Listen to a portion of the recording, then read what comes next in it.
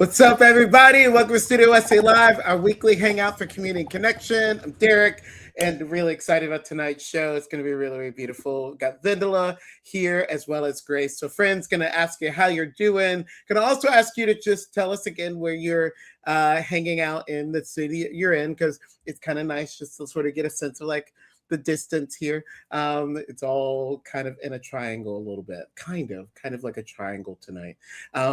Beautiful. And I'll ask you an icebreaker question because, is what we're doing. So, Vendela, how you doing? Where are you hanging out from? And here's the icebreaker question, Vendela. Would you prefer July 4th on Friday or Monday? Okay, so I am Vendela. I'm in Tampa. And I'm doing well. I'm very excited to be chatting tonight, and I think I would prefer July 4th on a Friday because on July 4th I run a 5K and I get a lot of Jello shots and fun things on that 5K. And I would prefer to have a rest day after as opposed to returning to work the next day. So yeah, and I also spend a lot of time with my family, and they live in Georgia, so it would stink to have to drive like right after. I say that's fair. That is a fair assessment of wanting July 4th on Friday. And again, the question is being asked because July 4th this year is on Saturday. So we're not even going to really argue about what's happening this year, right? Right. Okay. Vendela, so glad you're here. I'm so glad you're here. You're awesome. Grace, how's it going? Where are you calling from? And what do you prefer? Derek, you always give us these questions, and you don't want us to think of to overthink them. I don't want you to overthink it. No. And yet, in the little bit of time that you gave us, I've worked out a system in my head from my apartment in Atlanta, Georgia. You see how I did that? You see how I just kind of said that? Yeah. Smooth. Yeah. Anyway, so I think it depends. And I'm also thinking of the day of observance, not necessarily because we get, I guess Independence Day observed this time is on Friday since the 4th is on Saturday. But yes, I think, and this isn't really what I would prefer, but it's logistically what I think makes more sense. I think if the 4th of July is observed on a Friday, then people are less likely to take that Monday off. But I think if the 4th of July is on that Monday, people will be more likely to either take that Friday off or to take it off early to get the 4th of July weekend started. You know, versus so, if it's observed on that Friday, I don't think people would leave a Thursday super early. But since Friday already is going into the weekend, I don't know what I would prefer, and I actually don't know if I have a preference because the 4th is usually not something that I'm super excited about celebrating. My friend is having an event this year, so I'm going to be at that, which I can talk to you about later. But it's not one where I'm super riled up to have a whole weekend of chaos. So I actually don't think I have a preference, but I think logistically it's about how might a society or how might individuals choose to engage in the fullness of the weekend, and how might that impact unfortunately, how might it impact capitalism? How might it impact our working hours? But you didn't ask me that question. You know what? Screw it. Friday. I'm just laughing because I really did not want you to overthink it, and I just got this whole I told you a system. I had a whole system. I feel bad because my answer was I just want to feel okay being tipsy, and you're and I don't want to support capitalism any more than you do. You just made me look horrible. No, but you made yours personal. I felt bad about mine. I have zero personal connection to mine, and you're I want to get to enjoy the things that I signed up for, and then spend time with my family, and I don't want to be super tired afterwards. I don't care. What are all these people doing? I care about you, and I would much rather you have a functional thing. So I'm changing my answer to whatever Vendela's answer was in solidarity. Gotcha. I personally would have chosen July 4th on a Monday. And the reason is people look for the weekend, like the excuse for the long weekend. And there are people that are going to like say, well, we observed July 4th on July 3rd, which means I need to get off early on Thursday because Friday is a holiday, and then like holiday it up all weekend and like, hey man, I just holidayed it up for like 3 days. I need a rest day from the holidays. So I'm not imagining that work actually starts again till July 7th. That's what I'm imagining. And as a person who likes to get work done, and as a person who feels like these holidays just really disrupts the work, and yes, I understand capitalism. I'd be this person regardless of the economic system we would live in, which I would invite people. Now I'm thinking too deeply about it. Okay, so back up. Yes, I say Monday. Vendela said Friday. Grace, you're about to change your answer. I'm not, okay, I don't think I'm changing my answer. I think I'm still sticking with Friday, but for a different reason. Fireworks. Quickly. If people are shooting off fireworks Friday night, that's not gonna, I mean, if people work Saturday, then like that'll still impact things. But if people are shooting off fireworks 4th of July Monday night and you have to go into work on Tuesday, you're not sleeping. And then I'm gonna be cranky at the office, and nobody wants that. You know what? I just got really close to moving my vote to Friday. Yeah, real close. But we don't have time because we've got to talk about our highlights of the week. So let's go.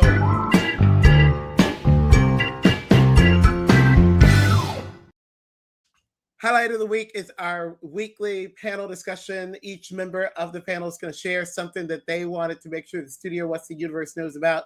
And so we're going to start with Grace. Grace, what is your highlight for this week?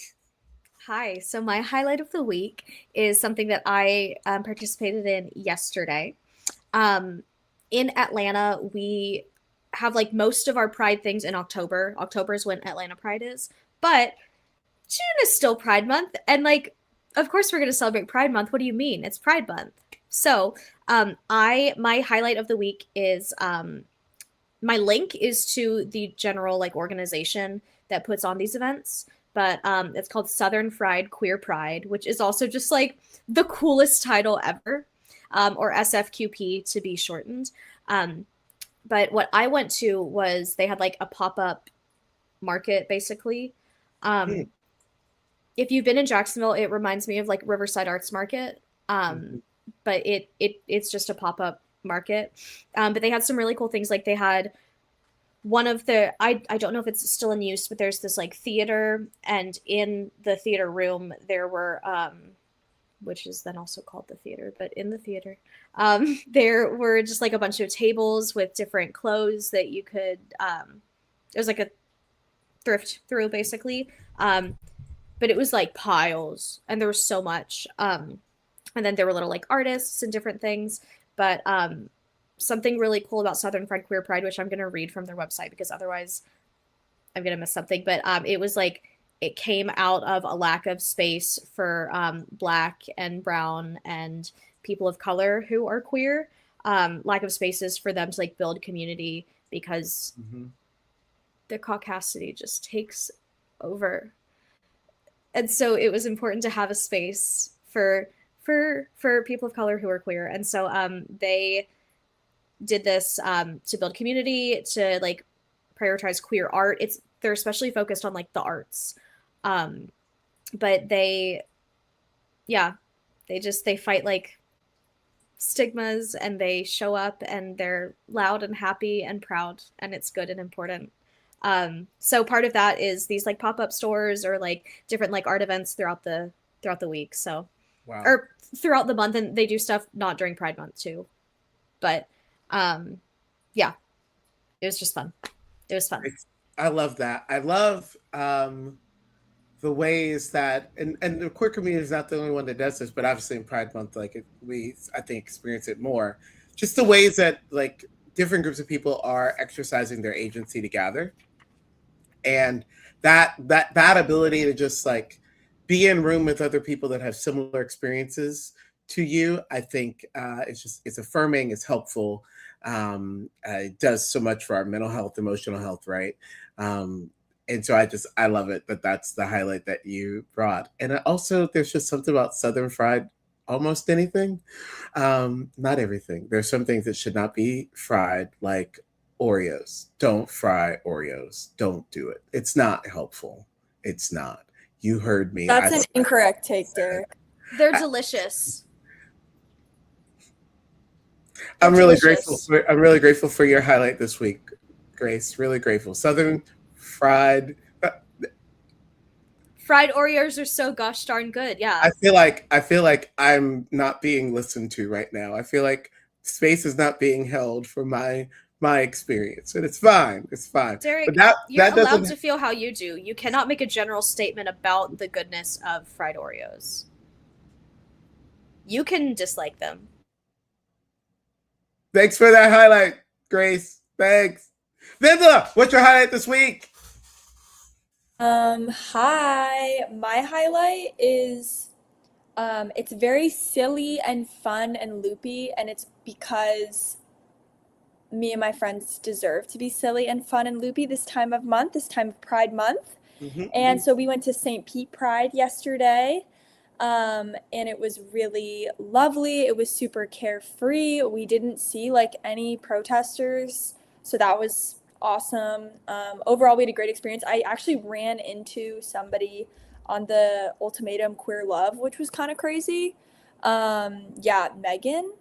Yeah. So like I ran into her and I started tapping her on the shoulder for some reason because I was stupid. And thankfully, my girlfriend pulled me away before that turned out being weird. So yeah.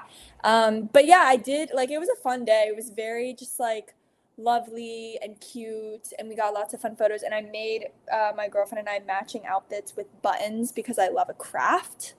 And so it was a really good time. Like I loved it. We definitely deserved it. There's been a lot of hurdles we've had lately between my trans friends not getting things that they need medically from barriers unknown to us, and also like just things that trickle down, like just hard stuff from my girlfriend's in school right now, and this big beautiful bill is really impacting her loans. And you might say like, why does that affect her in a queer way? But a lot of queer people don't have fallbacks with families and stuff because families don't have the same relationships with them as sometimes cis straight people do with their families. And so she doesn't have a lot of support in that way. But we've been persevering. And so yesterday was just overall a very wonderful day to just like relax and sit back and like have fun and not worry about any of that stuff. So it was a really good day. That's the wholesome way to spin it. And we also had Gay Jeopardy, which is very fun. We love a game in our friend group, and my team did win.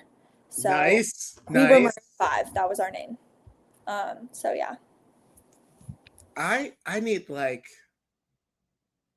Downton Abbey Jeopardy. But like Jeopardy, like customizable Jeopardy is really fun. Like I definitely want to do it with other things. Like I'm definitely not gonna win in like a queer version of Jeopardy, but I would win in a Downton Abbey version of Jeopardy. I would, and in a low tar version of Jeopardy, which I would argue both of those things that I just suggested are queer coded, but that's a different conversation for a different day. Vindola, great highlight again, gathering together, and there's something about being together. Yes, I mean the events are good, but like just the fact that like your friend group like played the Jeopardy game and like that, all of those pieces, I just think that's it's so important for young adults to cultivate these relationships. Relationships are cultivated over time and in things. Relationships are not cultivated sort of statically. Like you actually have to like do things together. And even for the introvert, you got to get out of your house and got to go hang out with your people. I said that. So that's a shot, Derek. That's a shot. I know. All right. Thank you, Vindola. Great highlight. My highlight doesn't really have a lot to do with Pride Month, though it is somewhat queer-coded, not altogether, not necessarily, but maybe. I just want to highlight the movie Masters of the Universe. I got to watch this earlier this week. It's been out for a few weeks, starring Nicholas. I can't say his last name, but he's the same Nicholas who is in red, white, and royal blue. But the big deal about Masters of the Universe, it pings to the cartoon show that I enjoyed when I was a kid, which when I was a kid, y'all were not here yet, and that's okay.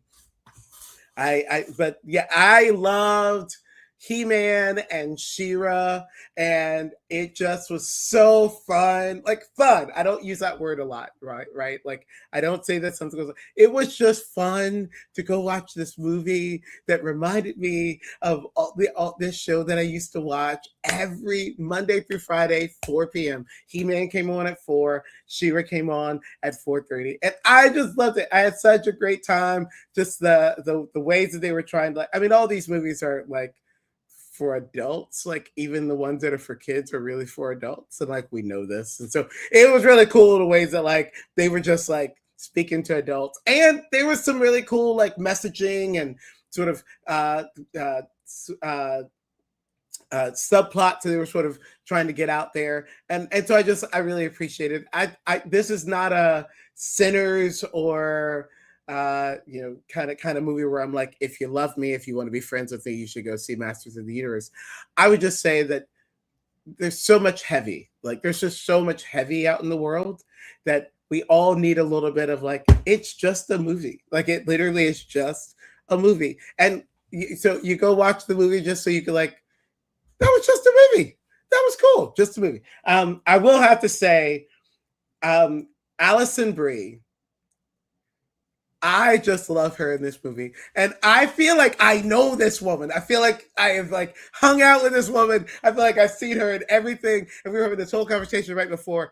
I have not seen Alison Brie in anything. Like, I don't know how I've seen this woman, but I feel like I've seen her. And so I just want to give you your shout out, Alison. I don't know how you did it, and this is not to be confused with Alison Corin, who is, I guess, Allison Williams right now, yes, because she got married. But Alison Brie, shout out to you. I am Team Alison Brie. I'm also Team Allison Williams. I almost said Allison Corin. But I'm Team Alison Brie because you are just great at what you do, homie. So good. Okay, so highlights, great highlights of this week. And now we need to make some space for an announcement. Let's go.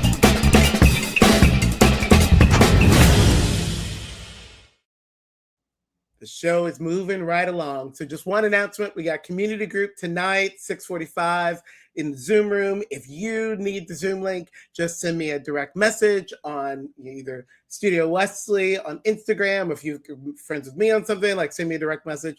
We'll get you the Zoom link. It's also in Discord if you're following us on Discord. It's going to be a really good time tonight. I'm excited for that. All right. That's my announcement. Friends, do y'all have any announcements?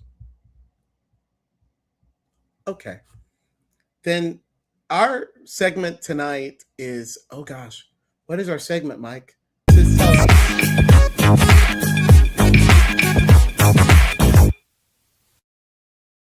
You know, I participated in the naming of these segments, and now I can't remember the segments that I helped name.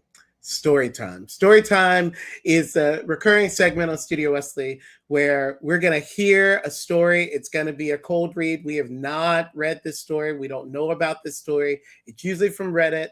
And we're going to listen to this story, listen to this like kind of situation. Grace is going to take a lot of notes. I'm going to sit and not act. I'm going to sit and listen to my colleagues as they share some of their ideas, and then I'll share, and we'll keep kind of pinging around for a little bit. So Michael, always good to have you in the background. Would you like to take a moment now to read us the story? Yes, absolutely. Okay. I preface the team with this title, not necessarily representative, but I'm throwing it up first anyways, just for the vibes. Am I the asshole? My daughter came out as gay. I feel like I have failed as a parent. This is our testament to Pride Month. I'm going to read the story as we reserve our judgments for the moment. My daughter, a 23-year-old female, just came out as a lesbian. She held a dinner for the whole family, drank a whole lot, and finally at the end, very nervously said she was gay.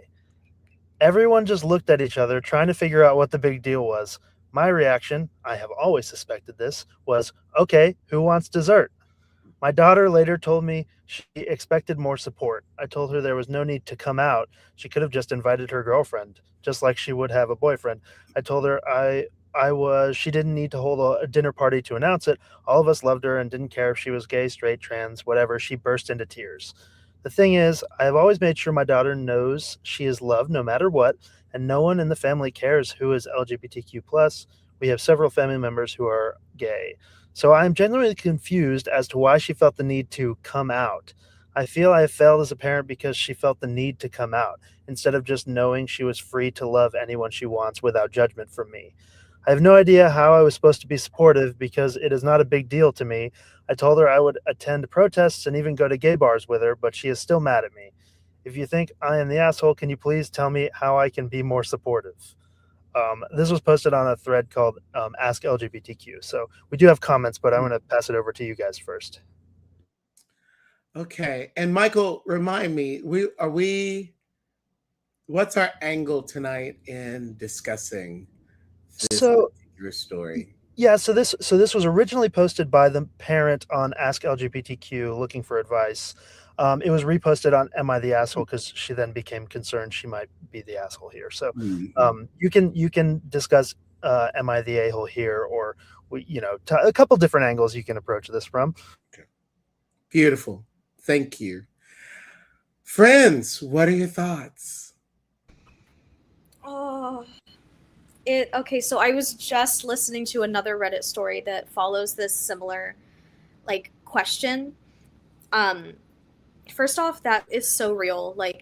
Maybe I can just put together the perfect dinner party and then things will be fine. Maybe I can just host the perfect party and then I'll feel confident enough to do the thing that I plan on doing. But the thing that sticks out the most to me is the queer experience, especially in Gen Z time, and a bit I can see the generations before me, but especially in Gen Z, this experience of the significance of coming out and saying, "Hi parent, I am gay," and then that parent looking at you and being like, "I accept you as gay or trans or whatever the title is." There's this significant experience of coming out and firstly, not getting a horrific response, but secondly, getting an overwhelmingly straightforward accepting response. And so the experience of I see you, I hear you, I love you. Which is why this will be my one time talking about heated rivalry, but it's Pride Month, so we deserve it. In episode 6, there's a scene where Shane is talking to his mom. And every single time that scene makes me sob. If you know, you know. It's the most beautiful. You hear things from a parent that as a queer person, a lot of people pray to hear. And so, that being said, I don't think the mom is an asshole about this, but I do think she misses the point a bit, because sure, you've assumed this about your kid. It could have been super obvious. And yes, it doesn't matter to you in the sense of it doesn't change the way that I see you, but also when you're getting into your queer allyship and your queer activism, especially as a parent, especially in America, if this takes place in America, because I've learned this is a really strong American culture of having to fight off the hatred culture. It's less existent in certain other countries, but and I've been talking a lot, but I think the mom is not necessarily the asshole, but just missed the point. And I think it could be really easy to just have some sort of do-over for the mom going to the daughter and being I learned why I messed up, and I'm sorry that I messed up, and I need you to know this matters to me in the sense that this is a significant thing for you, and I'm here for you in your struggles and your celebrations. And that can be easy, but or whatever. Yeah. Thanks, Grace. Yeah, I definitely agree. I think I don't think the parent is the asshole, but I think there's definitely something to be said with the difference between knowing something is just the case and then also advocating for that thing to exist and be comfortable existing.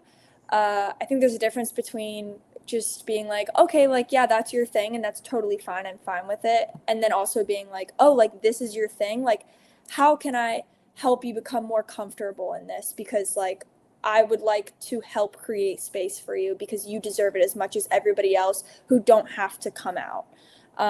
So I think that, like, I think it's just hard though for people to understand if they have never been gay, low key. Like, I'm sorry, I don't know. And I think that it's hard to, like, put into words because I just came out only like 2 years ago, and, like, there are so many things that I just didn't know, like, because I wasn't experiencing them, and it gives me a lot of a lot of grace for people that, like, have never experienced that. So, like, I do completely understand where this mom is coming from because I'm sure it's so hard to feel like you were really accepting and then to be shot down despite that. But I think that it's just so important to, like, kind of take on part of this, like, exhausting experience that is fighting to be yourself every day. And I think as a parent, that really is part of being a parent of a child who is not cis or straight. And if you can't do that, then there is probably going to be some pushback, and that's not necessarily your fault because it is the world that was created around you. But I think that you do definitely, as a parent, play a role in helping take on a little bit of that burden just so your kid can be themselves. And that is one step further than just saying, like, yeah, I knew that, like, it's fine, you're all good, you know. So, yeah. Thanks for that, Vendela. I actually, there's a lot of that both of you said that I agree with. I have to acknowledge that you're right, Grace. There's some generational stuff going on here, and I'm trying to even temper it with a little more of, like, just being designed as a more introverted person that doesn't like a lot of attention. And, like, my coming out was, for most people, my coming out was very public. What they didn't have privy to is the long journey that I took. People saw, like, the end. They didn't get to see the full journey of it. And that is what that is. So I'm trying to even temper some of that experience in thinking about this. So I've got 3 thoughts that I want to test with the body, and I'm just going to put them out very quickly and see what you think. 2 are for the parent, but 1 is for the daughter.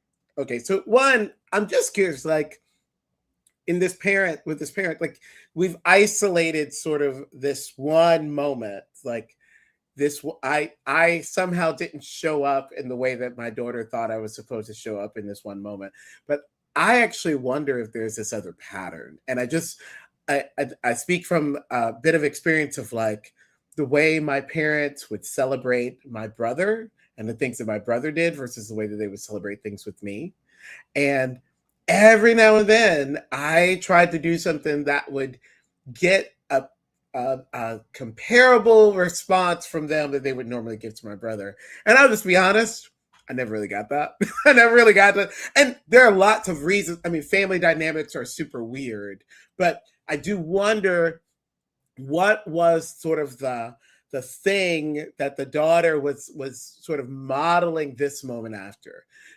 This dinner, we're all gonna, like, have, to drink a lot of wine, is to say that there was probably also food, or this sense of, like, just a lot of fellowship, or, like, there seems to be more here. And so it just tells me that, like, this was mimicking something, or this was trying to match something. There was a pattern that she was trying to fit into, possibly. That's just the question I would ask. It's like, are there some other examples of a moment where someone was honest with the family and it looked like this, and everyone's then response to that honesty was like, wow, as opposed to, well, yeah, right? So there's a question about the pattern that I'm curious about.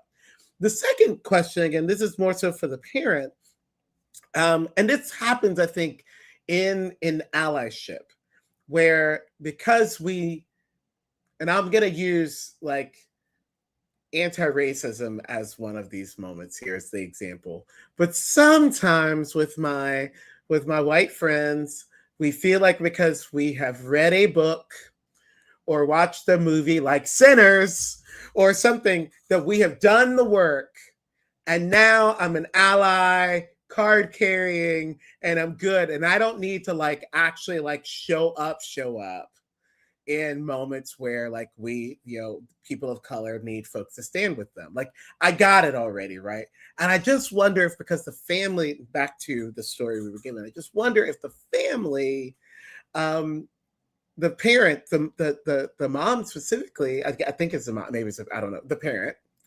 I wonder if there's this assumption that I've done the work. Vinda, you kind of spoke to a little bit of this. I've already done the work, and you saw me do the work. So haven't I done the work? Like, do I need to like do this again? Do I need to be tested again? As if it's like a test to pass, as opposed to a person to stand next to. And so I just wonder, like, in the thought experiment, is there this sense like, don't you know that I'm an ally? And sometimes the answer is no. And then it's a question about, all right, so who's supposed to walk out of this moment feeling affirmed? Is it the person that is trying to be the ally, or is the person that needs allyship? Like who should, that's the measurement that I'm curious about. Okay, so those are two. And then the third one, I might get voted off the island for this one. Okay, friends, I'm sorry. I just got to be honest. I do feel like the daughter having a whole dinner and drinking a lot of wine and then making the big announcement is a little theatrical and extra. And as I need y'all to come at me about this. I need y'all to be like, Derek, you need to calm it down. I know you're 45, but calm it down. But there was a part of me that's like I sent my mom an email. And then I gave her like 3 weeks to like process it. I don't know. I think I'm an extra person. Like I think I'm kind of extra in general. So I don't know. Maybe I'm not. But okay, those are my 3 points. I'll spend the least amount of time on that third one. Friends, come at me. I mean, I feel like the third one, like, yeah, like, I don't think I would do that. But also, I'm just like, whatever, girl, if that's what you want to do, then do it. Like, and hopefully your parents know you well enough to know that you would do something like that. And that is how you would come out about it. So yeah, I feel like also she's 23, so my age. And like I could totally see myself getting super nervous about something and then accidentally getting too drunk because I'm so nervous about it and I'm just trying to be like chill. Probably not about that, but like also I have a pretty affirming family, like affirming as in like action wise as opposed to like accepting. And so I think like, yeah, I totally see your point, Derek. But I will say, yeah, the second one, that's basically, yeah, you just put it into better words. Like I think I'm very actions based. I feel like if I don't leave a conversation like about something like this a little exhausted and a little with like a to-do list of things I should be doing to be a better human, then it's like, was I even really trying in that conversation? Like, you know what I'm saying? So yeah, that's what I'd say about that. I feel like, well, okay, I don't want to, I ought not, but I want to lean into a stereotype with this because, like, something theater kid, something queer person, or whatever. Because, and it's also so funny that I started my whole, like, initial rant being like, of course I would, like, to me it makes total sense to, like, try to create the perfect dinner party to, like, if you can, I'm getting a sense, and this could be me like overanalyzing, a sense of like anxiety and need for control in this because the daughter sets out this like beautiful, like I'm calling it a dinner party for some reason, but like sets out this beautiful dinner party. I think they called it a dinner party too. Like, it was okay, like, yeah, great. Glad I'm not just like pulling that from somewhere. But like sets out this beautiful dinner party and like many folks use alcohol to lessen inhibition such that they feel more comfortable saying the things on their heart. That is a statement. That's not an opinion. So I think all of these things track. And if the daughter is already really nervous, if that nervousness is based on patterns, you know, because like if as a parent you think that an appropriate reaction is nonchalance about it, then it makes me question, and not in like a, then that makes me question, but like it makes me wonder and question how this parent has commented on queer folks in the past. If the parent has commented on queer folks in the past, if it was just a topic that you didn't talk about. And even if it was a topic that you didn't talk about because you didn't think you needed to like because you didn't hate gay people, so you didn't need to talk about gay people, like that non-action still means something when a child is like growing up and learning, am I gay? Am I not? What does my family think? Oh, we don't talk about that. Because there's plenty of reasons why families don't talk about that. So these are a lot of assumptions. These are a lot of questions. Yeah. Also, you were saying that like the fact that she had this big thing and then her parents were so nonchalant about it, it's like maybe she just wants to be seen and like right in any way, and then like yeah, it has culminated into this specific occasion that happens to be her coming out. Also, we rarely ever get celebrated as adults. I'm sorry, the only time we ever get celebrated is when we're graduating or when we're getting married, and that's like kind of it. Like, you know what I'm saying? So I don't know. I feel like I get it. I'm like, you might get a retirement party. Maybe. Yeah. It's sad, and they usually. But then people make fun of you. That's like a roast. Yeah. It is. And also, like, if you know your kid is dramatic as all get out, why are you not matching their energy? Yeah. Because, like, my mother and I, granted, I did come out in a really dramatic way because I needed to, like, tell her some drama that was, like, so heavy on my heart.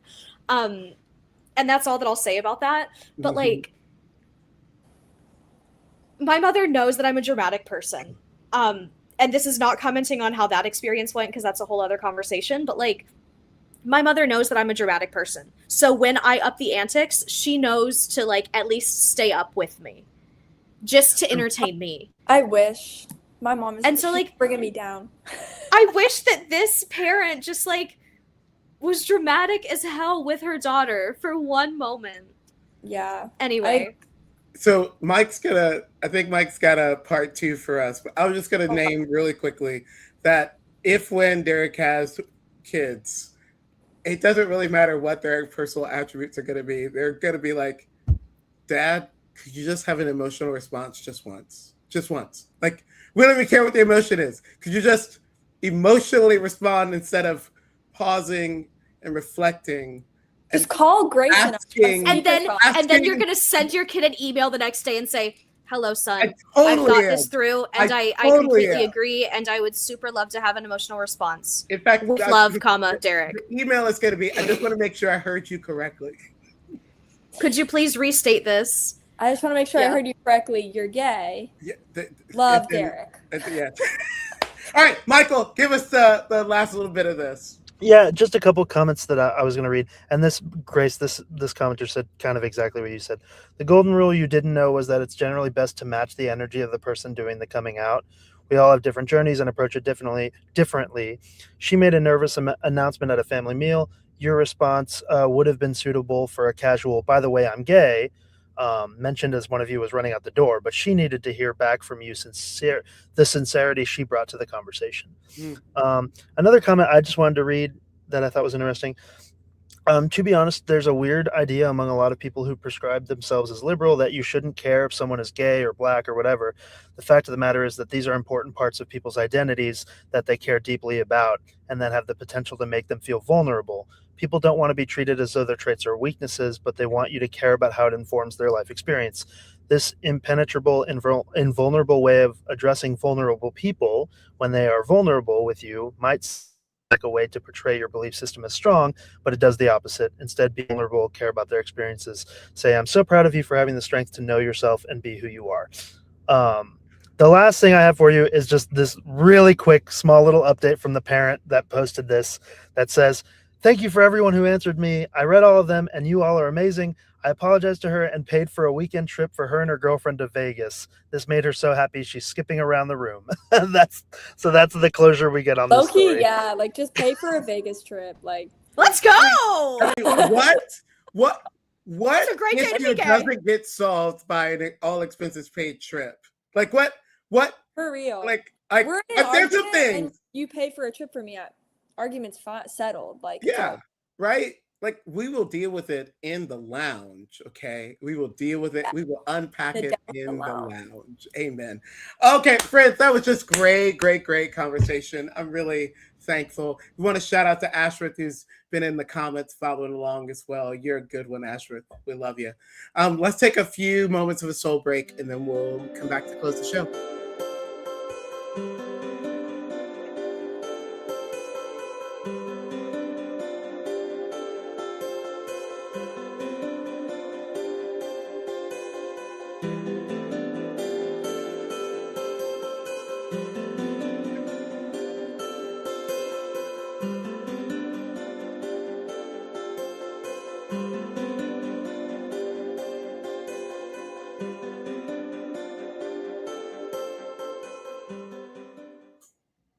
It's been a really great show, and I'm really thankful for Vendela and Grace being with me tonight.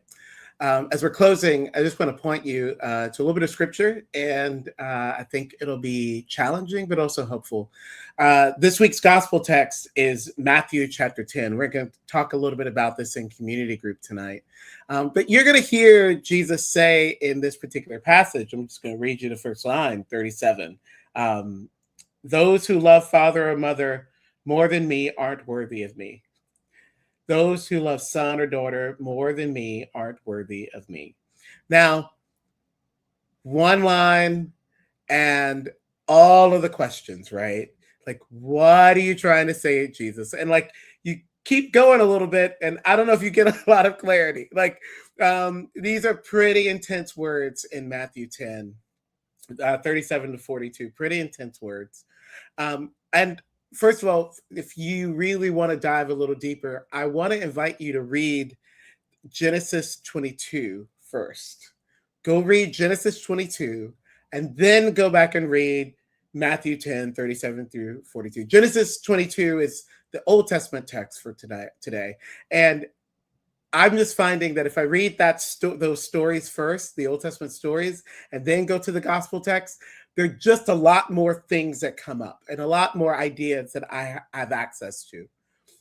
So I just offer that as for free. But let me say this about this moment where Jesus says, if you love your father and mother more than me, you're not worthy of me. Here's one thing I hear going on inside of this. And this actually kind of matches with some of the stuff that we've talked about tonight. I have said to college students over years that at some point, your life has to diverge from your family. Like, your family gives you incredible gifts. Your family raised you, and in many ways are supporting a lot of us. Not all of us have that story, but some of us do. And there's so much that we have from our parents specifically, but from our families. And for some people, they can live in such supportive environments that they often don't do the deep work of figuring out how I am different from my parents. Now, for some of us, that was real easy. Like, we turned 11 and we said, gosh, how many days until I get out of this house? But for a lot of us, we've not often been in spaces that have asked us to know who we are apart from our families. This is an essential part of growing up. Like, it is really important for a person to know who they are. It's important to know where, never forget where you come from and know deep things about your heritage, your family story, all of that, both the good things and the not good things. But that's all important because you need to know who you are. And one of the things I hear Jesus saying is, hey, if you're going to be a person of faith, you have to make faith decisions. They have to be your decisions, not just your parents' decisions. And because I love my parents, I'm going to do this thing that my parents did. And because it's too hard to make my own faith decisions. It's too hard to make my own spiritual decisions. And I think one of the things that Jesus is trying to get at is the person that would hide behind family as opposed to making their own decisions about their spiritual life. And so what I want to say to folks, and this is perfect timing. It is a perfect time in the summer. It is a perfect time to ask some questions about one's faith journey. Do I believe this because this is what my family believes? Do I adhere to this because this is how I was raised? Am I Am I agreeing to this way of being in the world because it's all I know? We've got a ton of stories of people who committed atrocities because that's how they were raised. And we have a ton of stories of people who never fully lived into their true self because, and this is where I'm going to go with my friend, the daughter here, because it might have been easier to just not tell the truth than to throw the big dinner party to tell the truth, right? And so I want to invite us to hear some words from Jesus that, yes, are challenging, but they're challenging because they're asking you to figure out who you are, and particularly who you are as a person of faith, as a spiritual being. And so that's what I offer you. I offer you a challenge tonight, friends, that it is time for you to begin to ask those questions. Yes, my family gave me so much, the way that I was raised, so many gifts, but who am I going to be in this world? And so with that, again, I want to thank Grace and Vendela for joining me tonight. Really, really good time. We're going to go right into community group. If you need that Zoom link, let me know. Otherwise, we're going to be here next week for Studio Wesley Live. So friends, please remember, you are deeply loved by God and nothing could ever separate you from God's love. Have a good week, friends. We love you.